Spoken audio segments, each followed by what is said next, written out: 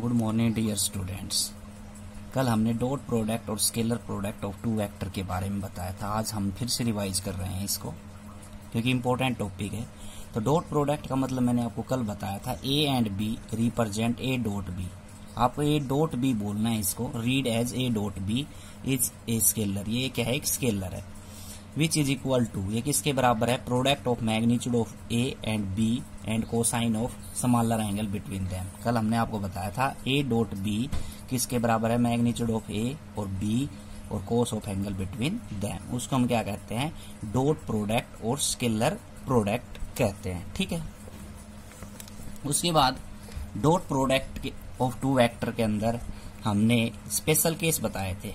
अगर when two vector are parallel, दो vector आपस में पैरेलल होंगे, तो वेक्टर जब स्टार्ट करवाए थे, जब भी हमने बताया था एंगल कितने का बनेगा? 0 का। तो ए डॉट बी, इसको मैं लिख सकता हूँ ए बी कोस थीटा। ठीक है। तो थीटा की वैल्यू 0 लेंगे तो कोस की वैल्यू क्या हो जाएगी? 1।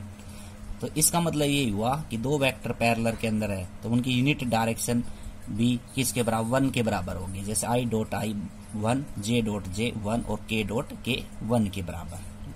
ठीक है। When two vectors are mutually perpendicular, तो थीटा की वैल्यू कितनी बनेगी? 90 डिग्री। इसका मतलब क्या है कि दो वेक्टर आपस में परपेंडिकुलर है। ठीक, तो परपेंडिकुलर है तो एंगल 90 डिग्री का बनेगा। तो उनकी डॉट प्रोडक्ट क्या आएगी? तो ए डॉट बी क्या होता है? A B cos theta. तो कोस 90 0। तो दोनों की डॉट आई डॉट जे एक दूसरे के परपेंडिकुलर है, ना कि पैरेलल। इसलिए क्या आ गया? आई डॉट जे डॉट के और के डॉट आई किसके बराबर होगा? 0 के बराबर। ठीक है। When two vector are anti parallel, anti parallel का मतलब एक दूसरे से एंटी पैरेलल हैं। ठीक, तो एंगल बनेगा 180 डिग्री। तो कोस 180 का मान होता है माइनस। तो ए डॉट बी किसके बराबर आएगा? माइनस ए बी के बराबर। ठीक है। डॉट प्रोडक्ट के एग्जाम्पल कल हमने बताए थे, यहाँ पे देख लेते हैं। वर्क डन किसके बराबर? एफ डॉट एस के बराबर। मतलब वर्क डन एक स्केलर क्वांटिटी है और एफ डॉट एस दोनों कैसी है? Vector quantity. ठीक। इंस्टेंटेनियस पावर है तो पावर किसके बराबर होती है? एफ डॉट वी के बराबर। यहाँ पे ऐसे ही मैग्नेटिक फ्लक्स है वो क्या? बी डॉट ए के बराबर। ये स्केलर क्वांटिटी है और इन दोनों की जो डॉट प्रोडक्ट है वो कैसी है? Vector quantity. तो ये फिजिक्स के अंदर इनके एग्जांपल्स दे रखे हैं। आज पढ़ते हैं वेक्टर प्रोडक्ट और cross product of two vector. ठीक है। तो पहले डेफिनेशन समझते हैं, उसी की तरह है definitions. The vector product or cross product of two vectors A and B is another vector C whose magnitude is equal to product of magnitude of vector A and sine of smaller angle between them। कल हमने आपको बताया था कि A dot B magnitude of A magnitude of B and sine of angle between them होता है। यहाँ पे क्रॉस प्रोडक्ट कैसे रिप्रेजेंट करेंगे? ए क्रॉस बी से, ना कि मल्टीप्लाई बोलेंगे इसको। A cross B is another vector C, और एक तीसरा वेक्टर है वो इसकी यूनिट डायरेक्शन को रिप्रेजेंट कर रहा है, सी वेक्टर। तो ए क्रॉस बी किसके बराबर होगा? मैग्नीट्यूड ऑफ वेक्टर ए और magnitude of vector B and sine of angle between them. अब की बार एंगल क्या आ गया? साइन आ गया क्रॉस प्रोडक्ट के अंदर। तो ए क्रॉस बी किसके बराबर? वेक्टर सी के बराबर। वो किसके बराबर होगा? Magnitude of vector A, magnitude of vector B और sine of angle between them. और सी यहाँ पे देखो यूनिट वेक्टर के लिए शो किया है। एक जहाँ पे कैप लग जाती है वो होता है यूनिट वेक्टर, जो ए क्रॉस बी की डायरेक्शन को शो करेगा। ठीक। तो इसकी जो डायरेक्शन है हम किससे देते हैं? राइट हैंड स्क्रू रूल या राइट हैंड थंब रूल से। ठीक है। तो राइट हैंड थंब रूल से, राइट हैंड थंब रूल क्या होता है? ये आपने मैट्रिक क्लास में पढ़ा है। It state that we curl the finger of right hand keeping the thumb erect in such a way the finger point in the direction of rotation of A cross B through a smaller angle then the thumb point give the direction of A cross B और C। इसका मतलब क्या है? देखो, तो right hand thumb rule, तो right hand thumb rule अगर हम लें तो यहाँ पे जो अपनी जो कर्ल फिंगर्स होती हैं और थंब है अपने राइट हैंड का, उसको ऐसे पकड़ेंगे तो ये हो गया नीचे का हिस्सा ए और बी वेक्टर्स। ठीक है। और थर्ड वेक्टर है सी, इसके बराबर है ए क्रॉस बी। तो ए क्रॉस बी का थंब जो है परपेंडिकुलर अपवार्ड पेपर के रिप्रेजेंट कर रहा है इसकी डायरेक्शन को, किसकी, ए क्रॉस बी की। तो ए क्रॉस बी की डायरेक्शन कैसे हुई, थीटा के हिसाब से या प्लेन ऑफ पेपर से एंटी क्लॉकवाइज हो गई है। कैसे होगी, एंटी क्लॉकवाइज।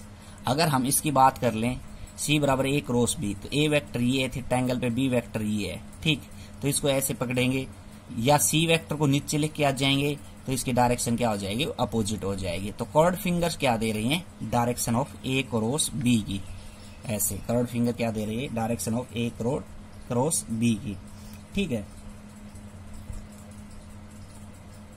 ना, सॉरी कर्व्ड फिंगर नहीं, थंब जो है वो डायरेक्शन दे रहा है ए क्रॉस बी की, प्लेन ऑफ पेपर के परपेंडिकुलर आउटवर्ड। और फिंगर्स क्या बता रही है, ए क्रॉस बी बता रही है। क्या बता रही है, ए क्रॉस बी, ठीक। अब ये तो हो गई वेक्टर प्रोडक्ट की डेफिनेशन और उसकी डायरेक्शन। डायरेक्शन कौन देता है, राइट हैंड थंब रूल देता है। सम स्पेशल केस हैं क्रॉस प्रोडक्ट के, व्हेन वेक्टर आर पैरेलल और एंटी पैरेलल। तो उसमें भी यही था, अगर पैरेलल है तो थीटा की वैल्यू क्या बनेगी, 0 और 180 डिग्री बनेगी, ठीक है। तो साइन थीटा क्या रहेगा, 0 रहेगा। तो ए क्रॉस बी किसके बराबर रहेगा, मैग्नीट्यूड ऑफ वेक्टर ए और magnitude of vector B and sine of angle between them. तो साइन थीटा, साइन 0 का मान कितना होगा, 0, तो वेक्टर 0 आ गया। तो इसका मतलब जब वेक्टर पैरेलल हैं तो पैरेलल होंगे, तो when the vectors are parallel और एंटी पैरेलल, पैरेलल होंगे तो हमने बताया था वहां पे आई डॉट आई 1 के बराबर, यहाँ पे क्या होगा, आई क्रॉस आई बराबर जे क्रॉस जे, और के क्रॉस के किसके बराबर आ गया, 0 के बराबर, क्योंकि एंगल कितने का आ रहा है यहाँ पे, 0। Cross product of two parallel और एंटी पैरेलल वेक्टर क्या होते हैं, 0 के बराबर होते हैं। एंड वेक्टर्स आर परपेंडिकुलर, तो उस केस के अंदर हमने क्या लिया था, A dot B cos of theta, यहाँ क्या लेंगे, A cross B is equal to magnitude of A magnitude of B sine of theta. तो थीटा आपकी बार क्या है, 90 डिग्री, एंटी पैरेलल है। तो यहाँ पे साइन 90 का मान होता है 1, तो ये आ गया ए क्रॉस बी या सी वेक्टर किसके बराबर आएगा, ए बी के बराबर। तो cross product of two mutually perpendicular vector is vector whose magnitude is equal to product of magnitude of two vector and whose direction is perpendicular to plane containing two vector.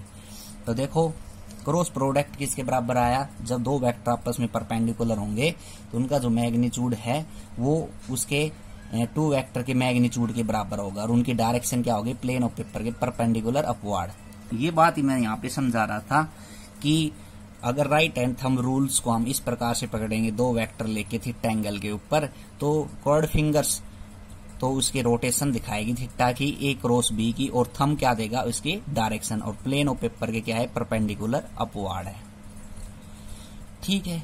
तो आई cross जे, अब दो vector कैसे हो गए, perpendicular हो गए, तो आई के साथ जे लेंगे और थर्ड वेक्टर क्या रहेगा, के के बराबर। जे क्रॉस के लेंगे तो थर्ड वेक्टर क्या रहेगा, आई के बराबर। के क्रॉस आई लेंगे तो थर्ड वेक्टर किसके बराबर रहेगा, जे के बराबर, ठीक है। तो cross product of two vector is anti commutative, ये प्रॉपर्टी है, ये इतनी इंपॉर्टेंट नहीं है। इसके एग्जांपल्स पढ़ते हैं। एग्जांपल्स क्या है, तो एग्जांपल्स वहां पे क्या था कि स्केलर बराबर dot product of two vectors, यहाँ पे क्या है, एक वेक्टर बराबर में वेक्टर क्रॉस वेक्टर, मतलब वहां पे तो क्या था, स्केलर दो वेक्टर के बराबर थे, यहाँ पे क्या तीनों वेक्टर्स हैं। तो जो टॉर्क है इसका एग्जांपल, तो टॉर्क किसके बराबर होता है, फोर्स इंटू में परपेंडिकुलर डिस्टेंस के बराबर होता है, ठीक है। तो फोर्स इंटू परपेंडिकुलर डिस्टेंस दोनों यहाँ पे क्या है, डिस्प्लेसमेंट या डिस्टेंस, डिस्प्लेसमेंट भी कह सकते हो। तो दो डिस्प्लेसमेंट और फोर्स दोनों वेक्टर क्वांटिटी है, और टॉर्क भी क्या है, एक वेक्टर क्वांटिटी है। ऐसे ही एंगुलर मोमेंटम है, वो किसके बराबर होता है, लीनियर मोमेंटम और परपेंडिकुलर डिस्प्लेसमेंट के बराबर। तो ये दोनों वेक्टर हैं, इन दोनों की प्रोडक्ट एंगुलर मोमेंटम कहलाती है। ऐसे ही लीनियर वेलोसिटी है ओमेगा क्रॉस में आर, ठीक। तो ये इनके एग्जांपल्स हैं। तो इस प्रकार एग्जांपल, इनकी डेफिनेशन आपको याद रखनी है, मेन इनके छोटे छोटे पॉइंट याद रखने हैं। जब दो वेक्टर आपस में पैरेलल होंगे तो आई डॉट आई या आई क्रॉस आई किसके बराबर होगा, 1 के बराबर या 0 के बराबर, ये पॉइंट याद रखने हैं और उनके एग्जांपल्स, ठीक है। Thank you.